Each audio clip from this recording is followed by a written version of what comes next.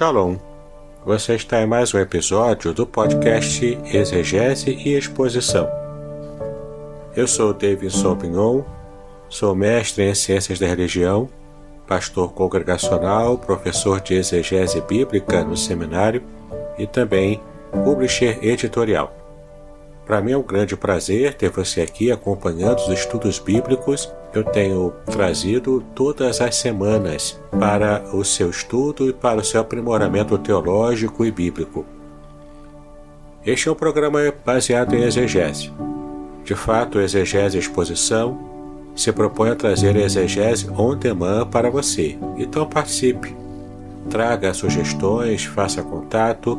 Será um prazer poder também receber a sua pergunta em áudio e aproveitar a sua participação, trazendo mais conteúdo bíblico relevante para aquilo que você deseja aprender.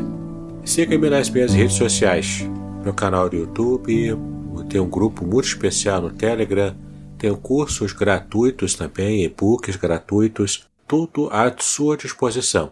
Basta acessar os links que estão na descrição deste episódio. No programa de hoje, nós vamos tratar sobre a divindade de Cristo.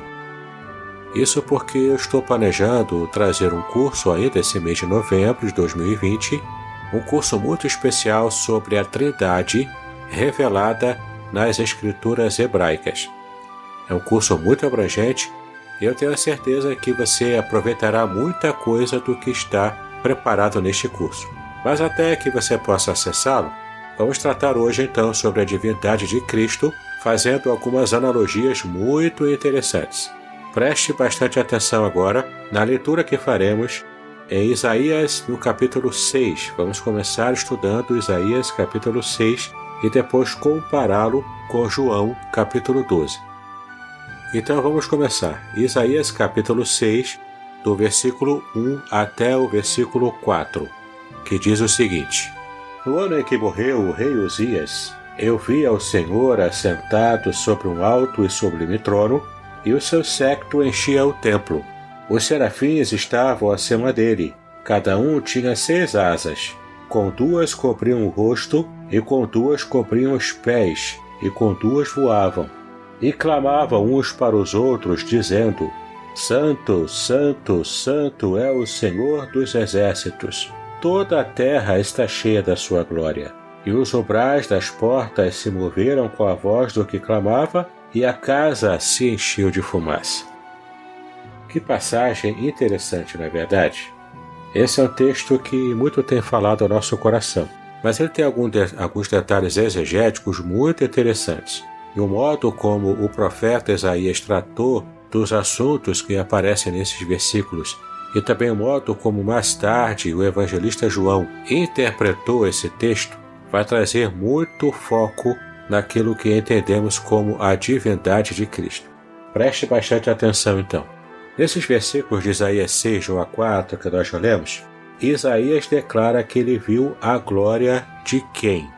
Ele viu a glória de Jeová. E no versículo 8 em especial, Isaías também proclama que ele ouviu a voz de Jeová. Observe aqui o versículo 8. Depois disso ouvi a voz do Senhor que dizia: A quem enviarei e quem há de ir por nós? Então disse eu: Eis-me aqui, envia-me a mim. É muito interessante que no versículo 1 de Isaías 6 aparece no original em hebraico a palavra Adonai, que literalmente significa meus senhores. Sim, é o designativo de posse, mas está aqui no plural. E logo depois, no versículo 3, aparece a palavra Yahweh, ou Yahvé, ou ainda Jeová. Enfim, se refere aqui ao tetragrama sagrado, que nós estamos ainda em discussão sobre qual é a forma mais adequada de sua pronúncia. Mas a questão aqui é que o profeta, ele viu a glória do Senhor, ele viu a glória de Adonai, e também no versículo 8 diz que ele ouviu a voz de Adonai, ele ouviu a voz de Yahweh. Então está bastante claro para nós, lendo esse texto, que Isaías tanto viu a glória de Yahweh, quanto ele também ouviu a voz de Yahweh. Mas aparece aqui o designativo também Adonai, ou seja, ele estava tendo uma experiência transcendental com aquele que era o Senhor dele próprio. Agora nós iremos fazer uma comparação desse trecho, porque ele foi citado no Evangelho de João, capítulo 12, e nós vamos ler do versículo 29 até o versículo 34. E a grande discussão aqui é sobre quem é Jesus, a identidade do Senhor Jesus.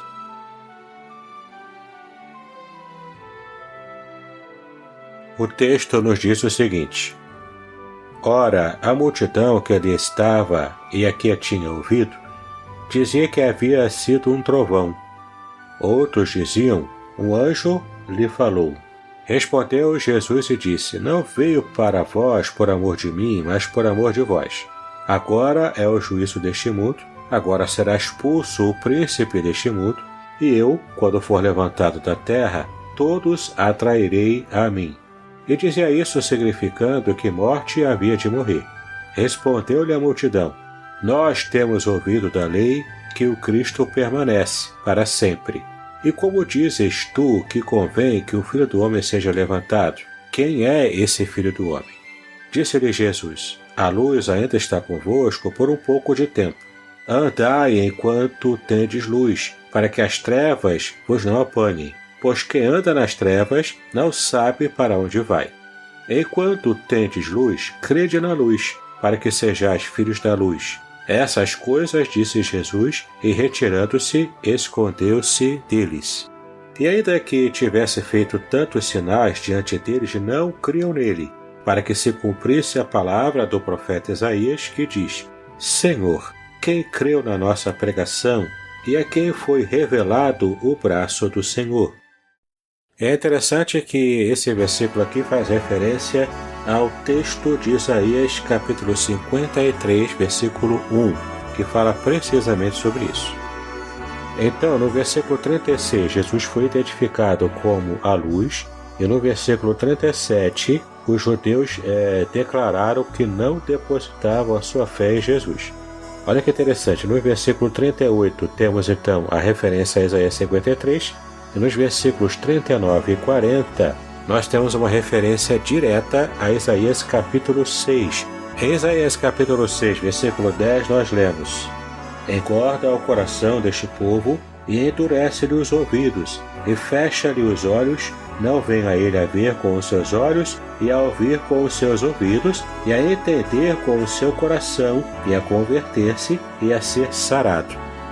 É interessante que nesse texto de Isaías capítulo 6, que é o texto base do nosso estudo neste programa, a gente percebe aqui o quanto Deus havia declarado ao profeta que estaria endurecendo o coração das pessoas. O profeta pregaria, mas as pessoas não dariam ouvidos à sua mensagem. É muito interessante esse processo em que Deus estava se revelando ao profeta e o quanto ele teria dificuldade na sua pregação. Mas mais interessante ainda é a gente perceber o tipo de aplicação que João fez quando usa essa passagem de Isaías capítulo 6, especialmente o versículo 10, fazendo uma ponte, mostrando que, na verdade, as pessoas estavam rejeitando a palavra de Cristo, assim como também haviam rejeitado a palavra do profeta Isaías, conforme profetizado pelo próprio profeta, naquilo que Deus havia revelado a ele. E é muito interessante também a gente perceber que essa ponte vai além de simplesmente Jesus estar sendo rejeitado pelo povo judeu. Vai muito além do que apenas essa noção, essa ideia, né? Nós vemos aqui, na comparação desses dois textos, especialmente porque João capítulo 12, Jesus Cristo é apresentado aqui pelo evangelista como tendo a mesma glória de Jeová que foi revelada em Isaías capítulo 6. Sim, olha que interessante. João capítulo 12, versículos de 41 a 43, está muito claro isso, mostrando que há uma paridade entre a visão do profeta Isaías, no capítulo 6, e também o tipo de ministério e revelação que o próprio Jesus estava trazendo aqui com respeito ao seu ministério. Observe, João capítulo 12, de 41 a 43. Isaías disse isso quando viu a sua glória e falou dele. Apesar de tudo, até muitos dos principais creram nele, mas não o confessavam, por causa dos fariseus, para não serem expulsos da sinagoga, porque amavam mais a glória dos homens do que a glória de Deus. É interessante essa ponte que João faz aqui da glória de Cristo revelada diante das pessoas de sua geração, com essa mesma ponte da glória de Deus revelada em Isaías capítulo 6. Glória essa que o profeta havia visto. Agora temos ainda algumas conexões muito importantes que é preciso que você esteja fazendo, porque essa era uma conexão que estava muito clara na mentalidade antiga daqueles judeus do primeiro século. Quando falamos em glória de Deus, nós podemos perceber em Isaías 42, versículo 8, o que a Bíblia fala sobre isso. Assim nos diz a palavra de Deus: Eu sou o Senhor, este é o meu nome, a minha glória, pois a outra não darei, e nem o meu louvor às imagens de escultura. Veja que interessante, o Senhor, Yahweh, não divide a sua glória com nenhum outro ser. Mas você precisa perceber essa linha de comparação em que a glória de Deus foi revelada em Jesus Cristo, conforme vimos aqui em João, no capítulo 12.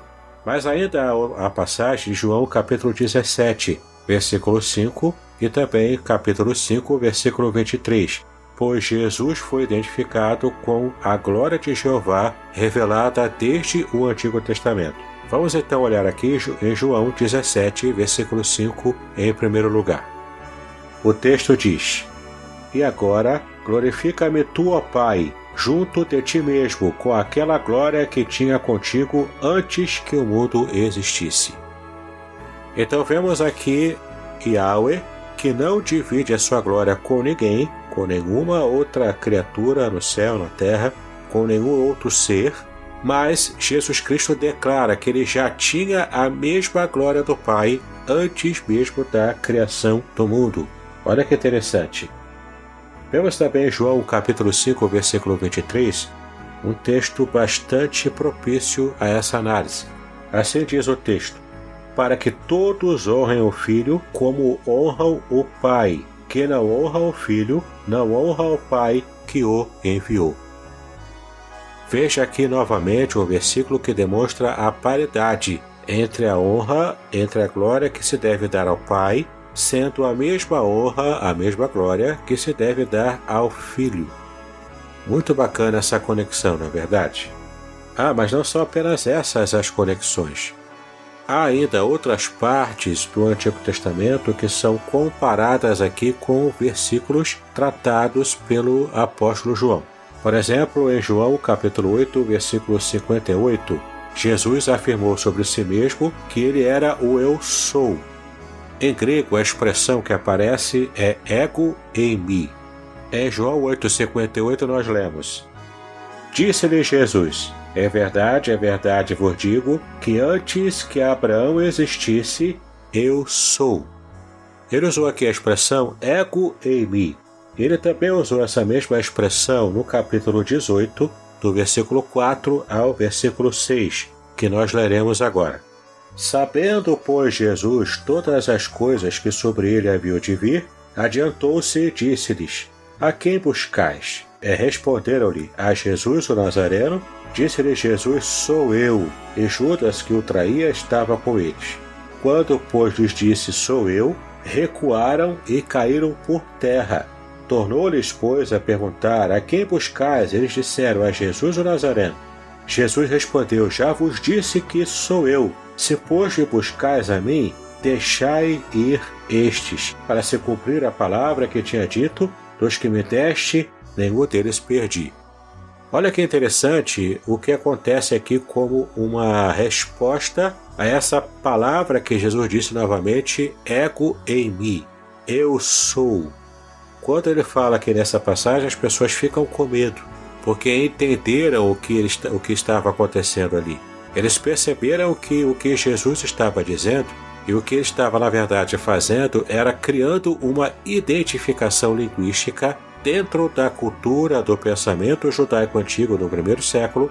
E esse pensamento era o seguinte: ele estava usando um termo aplicado apenas a Deus no Antigo Testamento, especialmente na Septuaginta, na passagem que está lá em Êxodo capítulo 3, versículo 14, quando o próprio Yahweh se apresenta para Moisés, se revelando como o Eu Sou, ou literalmente em hebraico como o Eu Serei.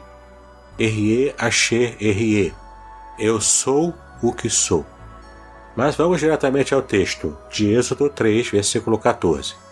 E disse Deus a Moisés: Eu sou o que sou. Disse mais: Assim dirás aos filhos de Israel: Eu sou, me enviou a vós. Essa expressão eu sou o que sou, Erie Asher Erie, também pode ser traduzida como eu serei o que serei. É uma possibilidade de tradução também, tanto fazendo referência ao presente, no caso da concretude daquilo que o Senhor é, quanto também fazendo referência ao futuro, como ele também seria provisão para o povo de Deus que estaria logo em breve sendo libertado do cativeiro, mas labutando durante anos a fio no meio de um deserto. Mas o interessante é a gente perceber aqui que essa expressão se refere ao Eterno, a Deus como o Eterno. Ou seja, ele que faz parte de toda a nossa compreensão de passado, presente e futuro. Porque inclusive o nome Yahweh, o tetragrama sagrado, como Deus se revelou, também traz embutido no seu próprio nome essa ideia do ser existente.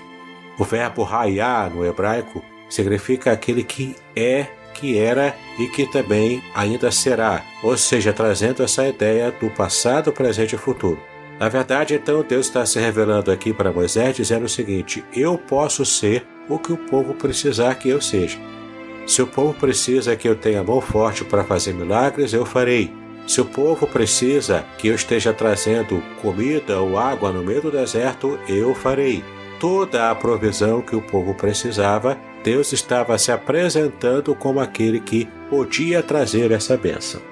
Na Septuaginta, a versão grega do Antigo Testamento, para essa expressão Erie Asher Erie, eu sou o que sou, aparece essa expressão grega ego eimi, ou seja, quando Cristo fala em alto e bom som, eu sou, e tantas vezes ele usou essa expressão eu sou aplicado a ele mesmo, ele estava criando uma ponte interpretativa, porque na verdade aquelas pessoas entenderiam e perceberiam o que ele realmente quis dizer. Ele estava criando essa ponte, identificando-se com o próprio Yahvé, mostrando que, na verdade, ele veio do próprio Yahvé. Ele é o próprio Yahvé, como nós já estudamos e vimos aqui também nesse programa, em outros episódios, em João capítulo 1, versículo 1. Quando o próprio texto também de João diz que no princípio era o verbo estava com Deus e o verbo era Deus. Ele usa aqui a expressão logos, em arque e hologos. No princípio era o verbo. Então percebemos aqui o quanto Jesus está se identificando com o próprio Yahweh. Isso para os judeus radicalmente monoteístas seria uma afronta. Por isso que aqui no capítulo 5 de João, as pessoas estavam se assustando com aquilo que Jesus havia dito. Ele, na verdade, estava demonstrando qual era a sua própria natureza. Fantástico quando a gente consegue perceber essas nuances que o texto diz que numa leitura superficial a gente não consegue entender, na verdade. Mas siga comigo, ainda há algumas informações importantes sobre a divindade de Cristo, como nós estamos vendo aqui nessas passagens especiais. Então, em João, capítulo 18, de 4 a 6, nós vemos que os judeus caíram porque ouviram a expressão eu sou e associaram imediatamente essa expressão com o Yahweh. Eles caíram por temor da associação que Jesus fez ao comparar-se ao próprio Yahweh. E ainda há duas passagens que você pode conferir com calma em João 8, capítulo 58 e também João 10, versículos 30 e 31. Essas passagens mostram que esses judeus, após ouvirem o eu sou de Jesus, tentaram apedrejá-lo mais de uma vez. Por quê? porque na percepção deles, Jesus havia feito associações e declarações de que ele próprio era divino, quando faz essa associação com Yahweh, dizendo especialmente essa expressão "eu sou", que era uma expressão plenamente associada a Yahweh. Em João, capítulo 5, versículo 23, nós lemos o seguinte: para que todos honrem o Filho como honram o Pai. Quem não honra o Filho, não honra o Pai que o enviou. Essa passagem você pode comparar com Isaías 42, versículo 8, como nós lemos, que diz que Deus não divide a sua glória com ninguém. É muito interessante a gente perceber que Jesus já possuía essa mesma glória do Pai desde a eternidade. Uma outra passagem muito relevante para o nosso estudo é Hebreus capítulo 1, versículos de 10 a 12. E tu, Senhor, no princípio fundaste a terra e os céus, são obras de suas mãos. Eles perecerão, mas tu permanecerás, e todos eles como roupa envelhecerão. E como um manto os enrolarás, e como uma veste se mudarão. Mas tu és o mesmo, e os teus anos não acabarão. Agora observe uma comparação desse texto de Hebreus 1, de 10 a 12, com o Salmo 102, de 25 a 27. Desde a antiguidade fundaste a terra, e os céus são obra das suas mãos. Eles perecerão, mas tu permanecerás. Todos eles como uma veste envelhecerão, como roupa os mudarás e ficarão mudados. Mas tu és o mesmo, e os teus anos nunca terão fim. Veja que é interessante, porque aqui no Salmo 102, de 25 a 27, nós vemos que esse texto faz referência a Yahweh. E em Hebreus capítulo 1, versículos de 10 a 12, nós vemos o quanto essa mesma passagem é agora aplicada ao Filho, é aplicada a Jesus. Portanto, há uma clara associação de Jesus com os atos de Yahweh no Antigo Testamento. Uma outra passagem muito interessante para nós está em 2 Coríntios, capítulo 13, versículo 13, onde vemos aqui a bênção trinitária que iguala as três pessoas da divindade. Vamos ao texto. A graça do Senhor Jesus Cristo e o amor de Deus e a comunhão do Espírito Santo seja com vós todos. Amém. Essa é uma frase muito conhecida, porque nós falamos exaustivamente nas nossas igrejas e nossos cultos após o encerramento destes. É a bênção apostólica que todo pastor ministra sobre o seu rebanho, sobre a sua igreja. Essa bênção é trinitária, mostrando que as três pessoas do Pai, do Filho e do Espírito Santo, elas são divinas, são coiguais e, portanto, podem ser mencionadas nessa bênção em conjunto para todo o povo de Deus. Outra passagem muito relevante para o nosso estudo está em Romanos capítulo 10, de 9 a 14, como nós leremos agora.